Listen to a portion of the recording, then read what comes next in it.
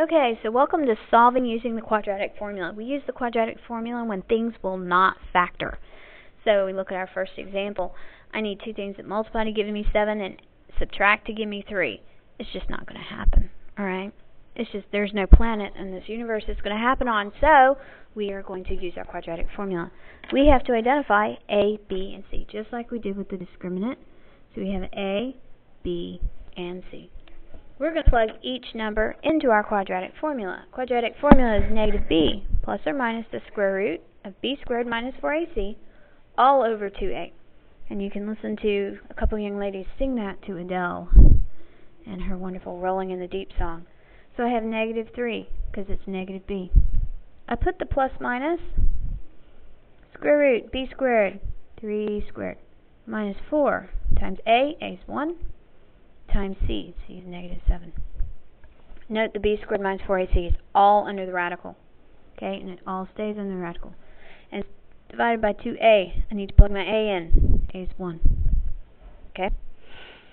That's x equals, because I'm looking at my roots. This is how I find my roots. Okay, so I have negative 3. We already simplified that with our discriminant, and we found out that 3 squared minus 4 times 1 times negative 7 was 37. Okay, that's all divided by 2. So this would be my simplified answer. Now, if I wanted to put it on a graph, then I need to actually figure out the decimals, because I don't know about you, but graphing that looks just a little intimidating. We're going to break it down in two pieces. I have negative 3 plus the square root of 37. Okay, and I have to divide that by 2. Alright, so 1.54. Alright, so one answer is 1.54. And then to put it on the graph, we're also going to do the minus side of it. So I have negative 3 minus the square root of 37. Negative 9.08. Okay, so this gives us the ability to actually graph them. If I asked for a simplified radical answer, this is what I would get. If I want to graph it, I do the decimals. Now let's look over here at our second example. Okay, same thing. Cannot factor this, so we're going to do our wonderful quadratic formula. Negative b, so I have negative of a negative 6. That's okay. Plus minus the square root b squared, so it's negative 6 squared minus 4 times a is 1, times c, which is 11. Got to make sure the radical covers all of that. All divided by 2a, 2 times 1. Okay, now let's simplify it.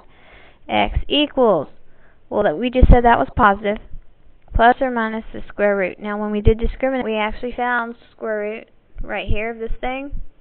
That thing under the radical is negative 8. Now, can we take the square root of a negative number? Oh, that gives us i's. So we are going to go ahead and simplify that. So I have 6 plus or minus.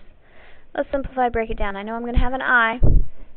8 breaks down into what? 4 times 2. Square root of 4 is 2. So that gives me 2 with a leftover square root of 2, all divided by 2.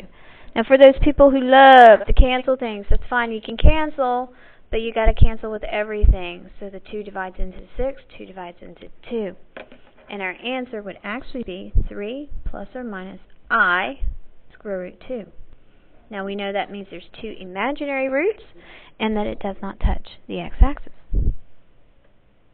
And that's how we use the quadratic formula.